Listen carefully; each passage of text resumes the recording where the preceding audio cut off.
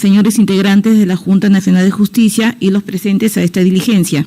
En la fecha, ahora 10 de la mañana, se ha programado la diligencia de informe oral solicitada por la defensa de la señora Liz Patricia Benavides Vargas en el procedimiento disciplinario número 001-2024-JNJ sobre pedido de nulidad.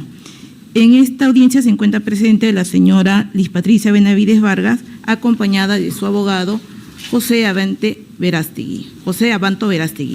Asimismo, señor presidente, doy cuenta de un escrito presentado con fecha 16 de mayo del presente año por la abogada Bexabe Felicitas Revilla Corrales, el cual se va a anexar al presente cuaderno. Es cuanto tengo que informar. Bien. Puede hacer uso de la palabra tanto la administrada como su abogado defensor.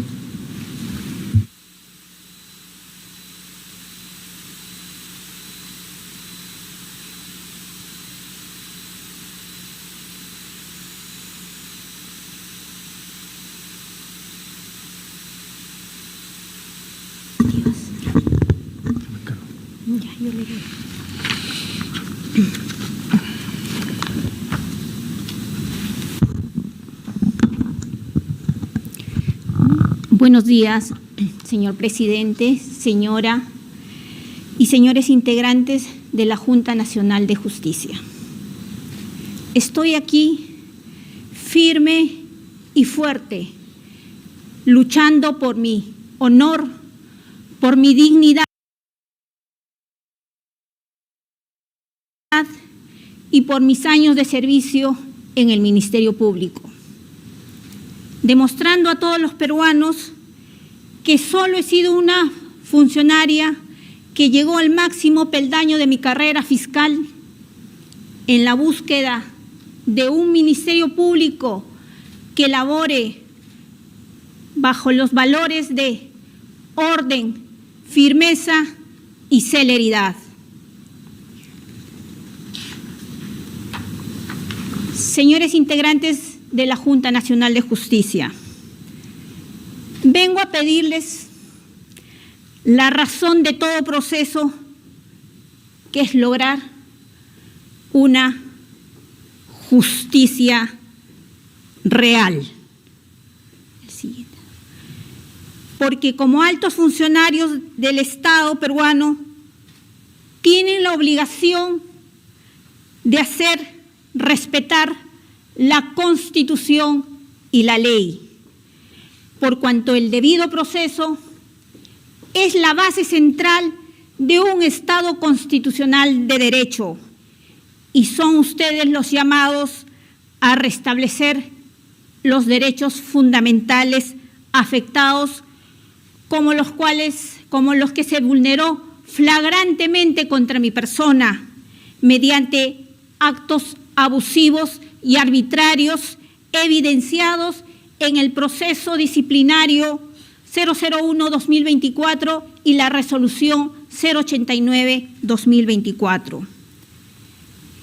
El proceso se basó en un informe irresponsable, con falta de objetividad e imparcialidad de la entonces instructora Tello, y que concluyó con la resolución que es materia de nulidad,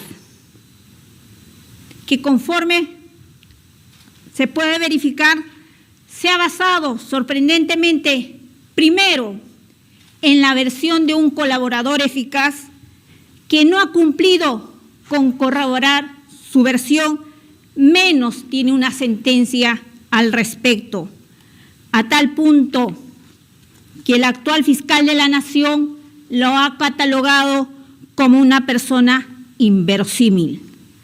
Segundo, en la propia declaración de la exfiscal Revilla, que es la fiscal removida y que tiene una versión parcializada. Y tercero, considerando al informe 012-2022 como inconsistente, sin que haya existido un proceso o una sentencia que así lo declare. Señores, la anterior Junta Nacional de Justicia no tuvo ningún reparo en vulnerar el debido proceso con tal de firmar mi destitución. Como muestra de su actuar parcializado y arbitrario, tenemos, primero, hubo filtración sin ningún tipo de escrúpulo de información reservada y adelanto de opinión de la instructora Tello. ¿Dónde se filtró? En el portal de IDL Reporteros, que incluso luego trataron de desmentir, pero fue el mismo IDL que ratificó su publicación, lo cual constituye una infracción flagrante del debido procedimiento administrativo, que en cualquier parte del mundo esto bastaría para declarar nulo todo el proceso. Segundo, desacumularon los procesos que ellos mismos habían acumulado mediante resolución de fecha 6 de marzo del 2024. ¿Y esto para qué? No hay respuesta.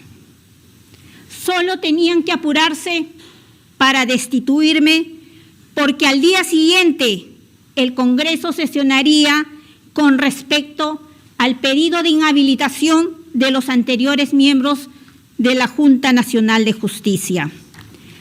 Tercero, es por ello que el 7 de marzo del 2024, cuando del Congreso de la República votó la inhabilitación, la instructora Tello, ese mismo día, a las 5:40 de la tarde, elevó su informe final solicitando mi destitución, sin importar que estaban pendientes diligencias, habían actos de investigación, es decir, en menos de 24 horas de haber desacumulado, en un tiempo récord nunca antes visto, realiza un informe de 147 folios, con lo cual seguimos evidenciando la vulneración de los derechos fundamentales al debido proceso y al derecho de defensa.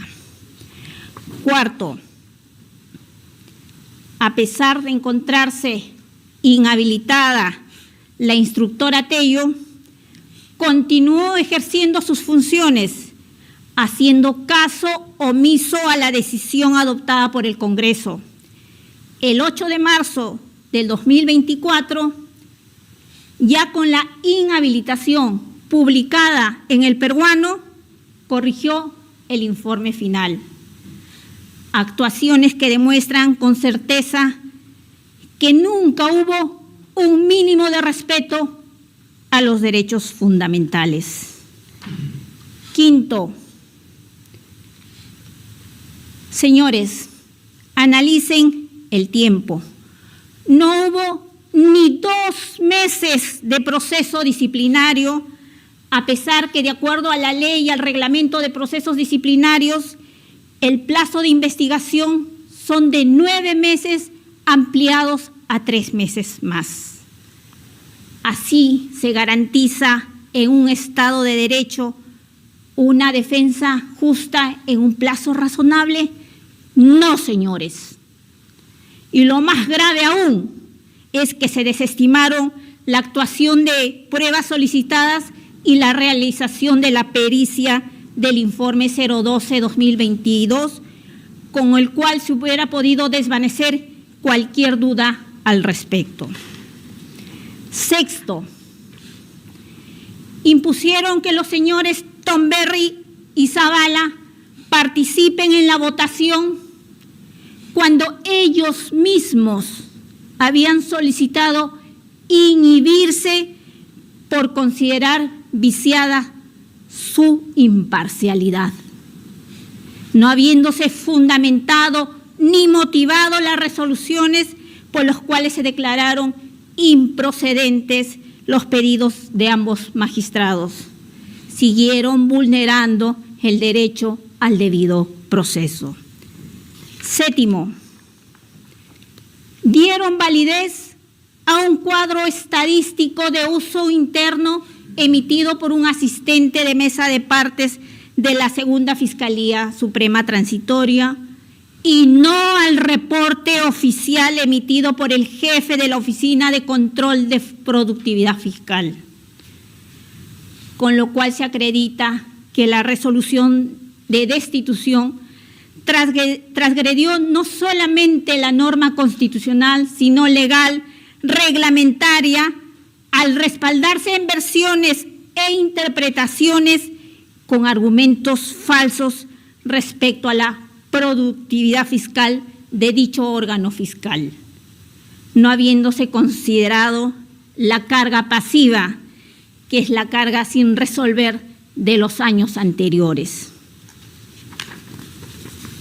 Entonces, señores, la resolución de destitución tiene vicios insubsanables por cuanto, primero, hay ausencia de motivación suficiente sobre la supuesta falta y las razones por las cuales se escogió la sanción más gravosa. Y segundo, y más grave aún, que es producto de la vulneración permanente de los derechos fundamentales al debido proceso, al derecho de defensa e imparcialidad. Termino mi intervención como una ciudadana, como una mujer y madre peruana que también deposita en ustedes la confianza de seguir creyendo que el sistema de justicia puede mejorar. Sin ideologías, sin abusos, primando la Constitución y los valores democráticos que impulsen a corregir los abusos y excesos de la anterior Junta. Y como dice la Biblia, no harás injusticia en el juicio, no favorecerás al pobre, ni complacerás al rico, sino que con justicia juzgarás al prójimo. Muchas gracias.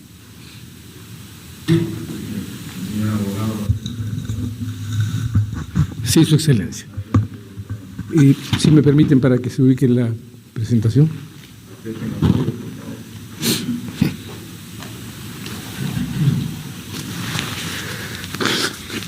Ya.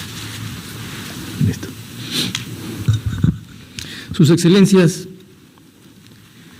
de los personajes que pueblan la literatura universal, tal vez uno de los más seductores es Shylock en El Mercader de Venecia. Envidioso de Antonio, le hace un préstamo y el pacto es que tomará una libra de carne. Cuando Antonio no puede pagar porque ocurren algunas desgracias en sus negocios, Shylock reclama el pedazo de carne, la libra de carne, y marca exactamente dónde está el corazón. Reclama que le entreguen eso y finalmente un juzgado, un juez, que en realidad era un amigo, resuelve esto con justicia, dice que podrá tomar la libra de carne pero sin tomar una gota de sangre porque el contrato no le permitía tomar la sangre. De esto se trata el abuso o la desviación de poder. Han escuchado ustedes, Sus Excelencias, la exposición de mi defendida, pero yo quiero que ustedes vean esto, que es lo más importante. Como decía Wittgenstein, el caso son los hechos y todos los hechos son el caso. 17 de abril de 2023 se abre la investigación preliminar. Se emite la resolución 403-2023 que abre la investigación preliminar 8-2023. 24 de enero de 2024, inicio del procedimiento administrativo disciplinario. 6 de marzo, desacumulación de cargos. 7 de marzo, propuesta de destitución. 7 de marzo se aprueba la resolución legislativa. El 8 de marzo se hace una corrección al informe. El 12 de abril se rechaza la solicitud de abstención por decoro y finalmente se destituye el 23 de mayo de 2024 a la señora Liz Patricia Benavides Vargas. El desvío de poder o la desviación de poder es un ilícito atípico que se caracteriza porque uno finge ejercer regularmente sus competencias cuando busca una finalidad totalmente distinta. Al momento de la elaboración de la propuesta de destitución, la señora Tello de Ñeco y sus compañeros miembros de la Junta Nacional de Justicia estaban convencidos de que la señora Liz Patricia Benavides Vargas, por la versión de un aspirante a colaborador eficaz, había buscado su destitución en el Congreso de la República. No había, por lo tanto, sus excelencias, en primer lugar, el derecho a un juez imparcial. No puede juzgar quién es víctima. No puede investigar quién es víctima. Y recuerdo aquí la jurisprudencia que ha producido el Tribunal Constitucional en el caso Oreguardia, que fulminó toda una investigación penal porque el fiscal era el afectado por la actuación de aquellos a los que estaba investigando. ¿Y quién estaba investigando a la señora Liz Patricia Benavides? La señora Tello de Ñeco, que había llegado hasta la destitución.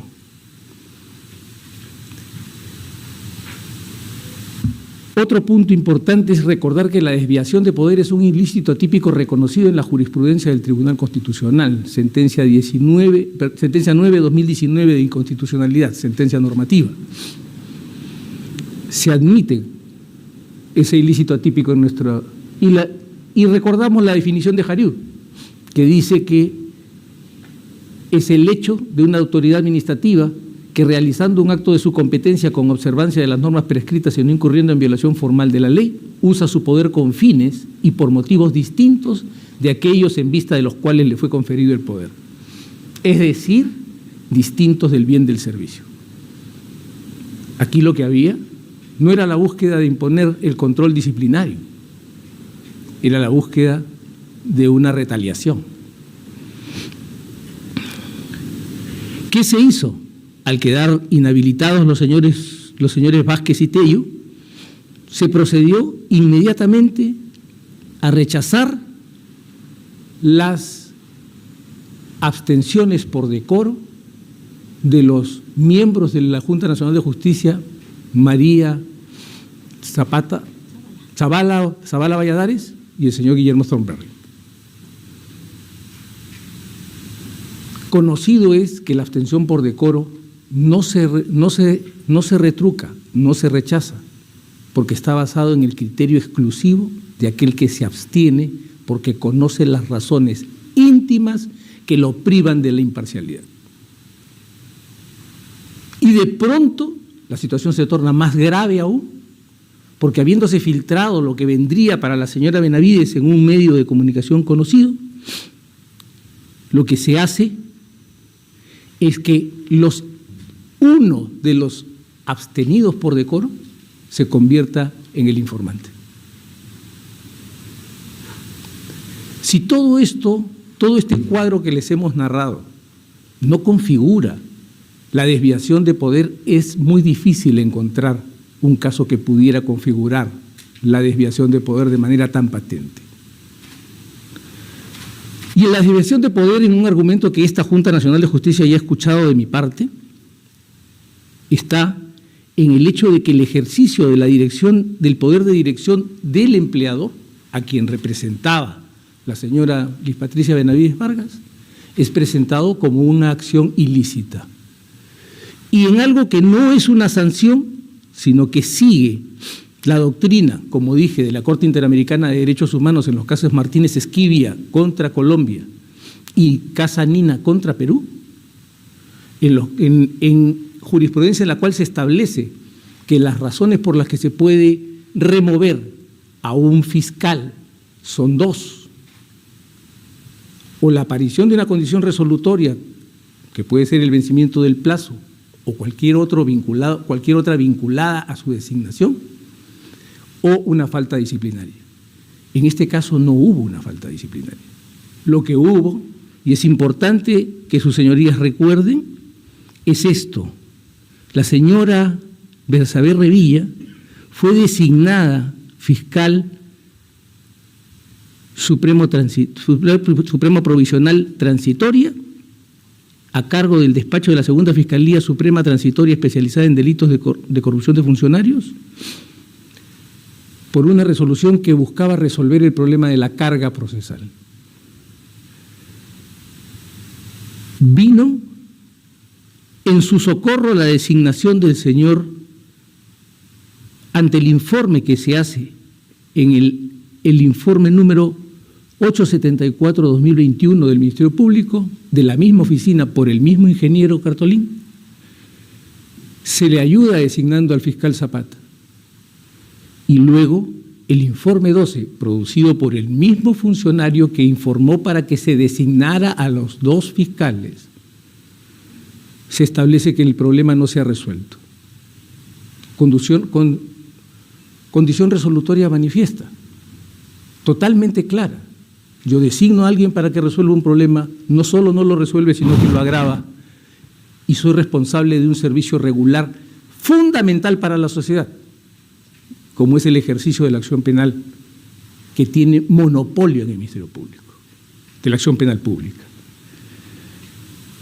Eso se presentó en un informe en un informe que hace la instructora, que toma la reemplazante abstenida, y en una decisión que se da sin una motivación suficiente para destituir a la señora Benavides Vargas.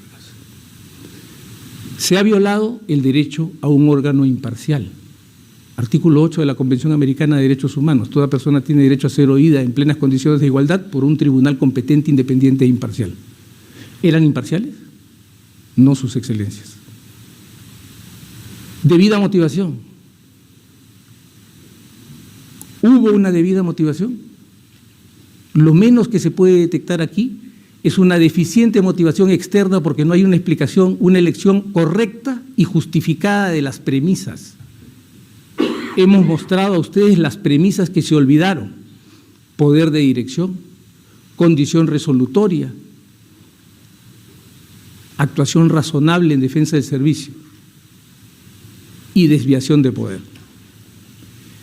Todo esto, sus excelencias, configura la infracción prevista en el numeral 10.1 del artículo 10 de la Ley del Procedimiento Administrativo General. Es una decisión que viola la Constitución y que afecta los derechos fundamentales de doña Liz Patricia Benavides Vargas. Lo que corresponde es fulminar esta decisión y reponer las cosas al estado anterior. Por esos fundamentos, respetuosamente solicitamos estimar la nulidad deducida por esta parte. Muchísimas gracias, sus excelencias.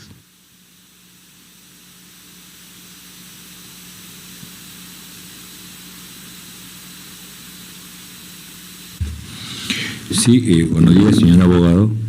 Se está manifestando que hubo vulneración al debido proceso. ¿Me podría indicar, por ejemplo, ustedes han dicho que se han vulnerado normas que están establecidas en el código, en la ley, de procedimientos administrativos y normas de reglamento de procedimientos disciplinarios? ¿Me podría indicar precisamente qué normas serían violado en la ley de procedimientos administrativos? Sí, su señoría. Abogado, un favor. La designación de su señoría no es adecuada. O sea, somos miembros o miembros del Pleno. Permítame, su excelencia, pero la designación de su señoría sí es correcta si se tiene presente conforme al significado del diccionario de la lengua española, que es a quien ejerce justicia, y ustedes hacen justicia administrativa en este caso. Bueno, pero en todo caso lo llamaría su excelencia. Hay norma de protocolo del Ministerio de Relaciones Exteriores en la cual la designación, o sea, la señoría está mayormente designada por el cuerpo diplomático. Pero bueno, ok, como guste. Su excelencia, para que no haya controversia. En primer lugar, su excelencia, nosotros hemos subrayado en nuestro recurso el derecho al juez imparcial, en este caso al órgano imparcial de resolución. La imparcialidad es una de las garantías que está en la Ley de Procedimiento Administrativo General.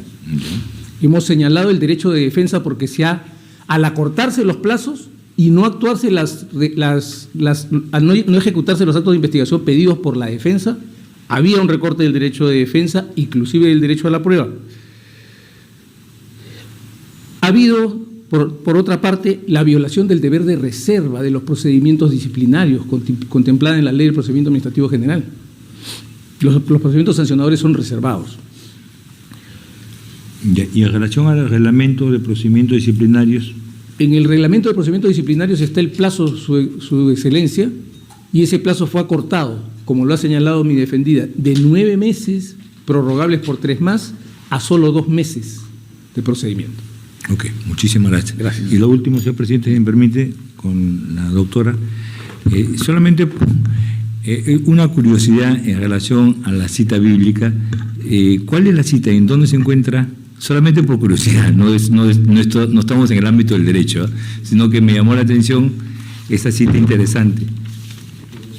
Sí, está en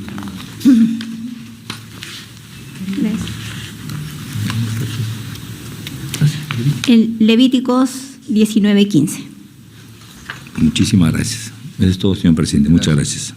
Adelante. Con su venia, presidente. ¿Podrían indicar cuál fue el motivo de la abstención que solicitó el miembro Thornberry?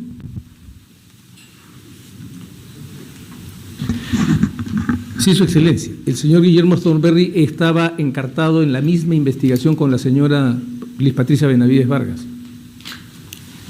Ese fue el motivo de su solicitud de abstención. Ya. Otra pregunta, con su venia, presidente. Se ha indicado que el asistente, la investigación se basó en un informe emitido por un asistente de la Mesa de Partes de la Segunda Fiscalía Suprema Transitoria, ¿no? Este informe fue posterior a la remoción de la doctora Revilla. No, sí, o sea, posterior, ya en la entrega de cargo de la, En la entrega de de cargo. cargo de la fiscal Revilla. Ok. Al hacer la entrega de cargo, el Mesa de Partes imprime los reportes, pero son reportes de fecha, de una determinada fecha a determinada fecha, sin incluir la carga pasiva. Entonces, por eso es que no puede coincidir nunca los porcentajes que se establecen para medir la productividad de ese despacho fiscal. ¿Y quién mide la productividad oficial en el Ministerio Público? La Oficina de Control de Productividad del Ministerio Público, que es de acuerdo al ROF, tiene sus funciones de la emisión de reportes, de medir la productividad día a día, mes a mes, año a año. Esa es su función de esa oficina. Y es a través de esa oficina que está apoyo al despacho de la Fiscalía de la Nación para la toma de decisiones. Bien, gracias.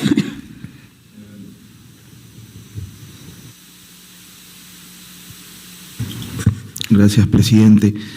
Abogada Banta, una consulta.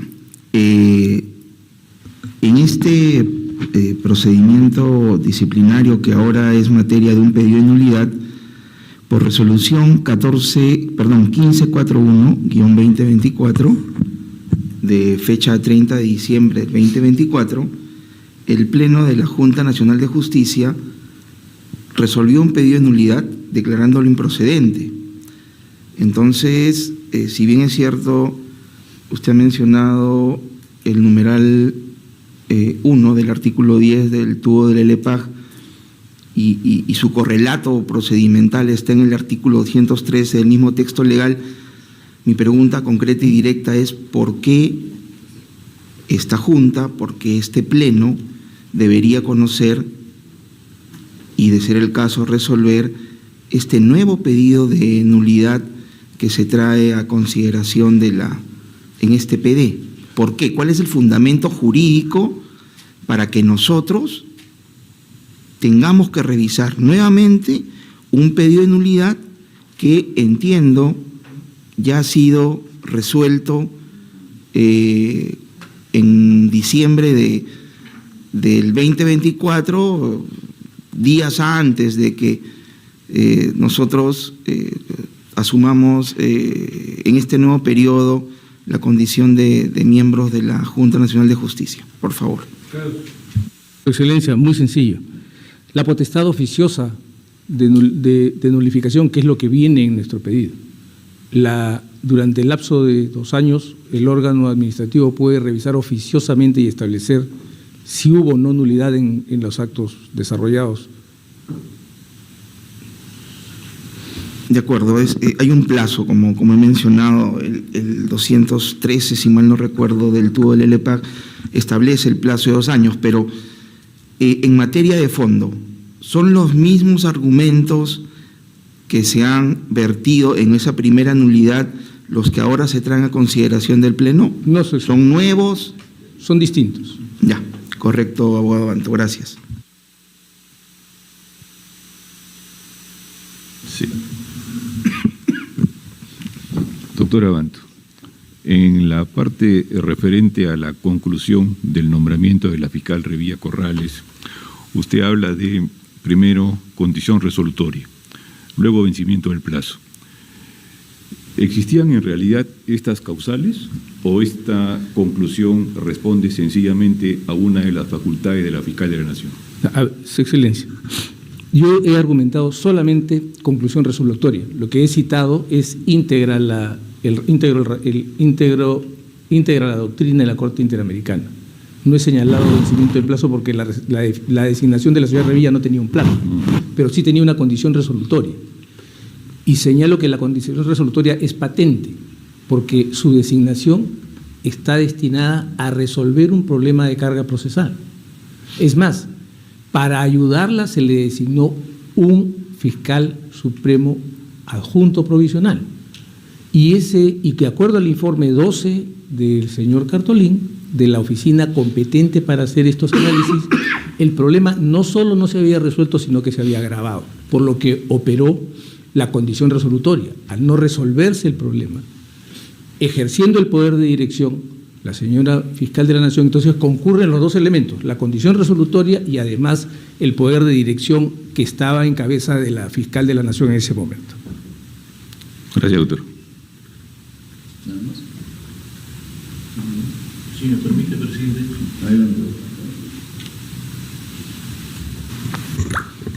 Doctor Abanto, usted ha señalado en su argumentación que una de las razones por las cuales ustedes recurren en esta instancia es para denunciar la violación al debido proceso administrativo, en razón a que se habría tramitado con inusitada celeridad una sanción que en el plazo razonable debería darse en 9 meses. Entonces, ese es el fundamento de la violación al debido proceso, es uno de los argumentos. Y que habrían motivaciones no jurídicas en la resolución. ¿Podría desarrollar ese argumento, por favor? Los dos, Su Excelencia. Sí. En primer lugar, el plazo razonable no solamente implica la proscripción de los plazos innecesariamente extensos, sino también de los plazos fulminantes que privan a la persona de su derecho de defensa. Si ustedes como van a revisar el expediente, van a encontrar el pedido de actos de investigación hecho por la defensa de la señora Benavides Vargas. Esos actos de investigación se dejaron de llevar adelante y se concluyó un informe que pedía la destitución. Allí hay una afectación del plazo razonable en su vertiente negativa que prohíbe la construcción de procedimientos fulminantes que despojen del derecho de defensa a la persona.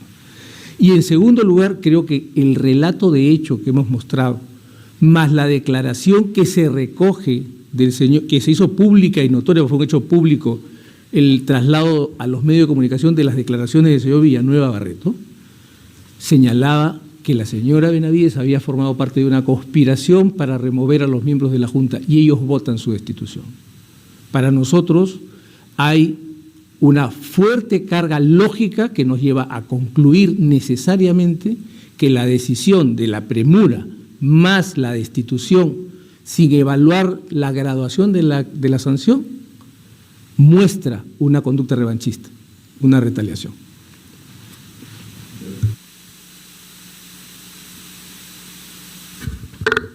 Con su venia, presidente. El informe ustedes ofrecieron se practique una pericia de un informe. ¿Este fue ofrecido durante la fase instructora? Sí, Su Excelencia. ¿Sí? Ok. Sí. Una pregunta para la administrada. ¿Qué tiempo transcurrió entre la designación de la fiscal Revilla y su remoción? 2 años. 2 años. Sí. Okay. Y la otra pregunta tiene que ver con el hecho de que usted ha iniciado un proceso constitucional sobre este particular. Hay un amparo por ¿Sobre estos el hechos? tema, no, por el tema de la destitución, por Pero de esta. la destitución, por la violación de derechos De fundamentales. esta destitución. Sí, de esa destitución. Ya. Muy bien, muchas gracias.